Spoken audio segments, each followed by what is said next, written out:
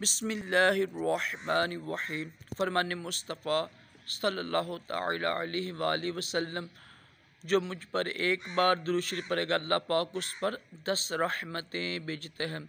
सल्लु अलल हबीब सल्लल्लाहु तआला मुहम्मद। पानी को 3 सांस में पीना सुन्नत मुबारक है। राशिद अतारी न्यू रूहानी इलाज लेकर पेशे खिदमत है। एक वजीफ़ा लेकर आया हूँ शादी के हवाले से। जिन बच्चों की शादी ना हो रही है, इशा की नमाज के बाद 12 मरतबा अव्वल आखिर दुरूद शरीफ पढ़ के सूरत मुज़म्मिल पढ़ें।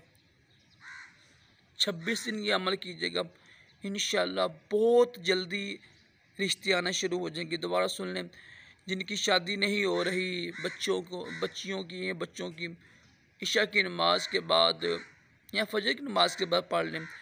साथ दुआ मांगे आखिर में।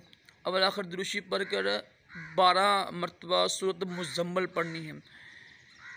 26 दिन ये अमल कीजिएगा, इंशाअल्लाह शादी के लिए बड़ा मुजरब है, ये रिश्ते आना शुरू हो जाएंगे।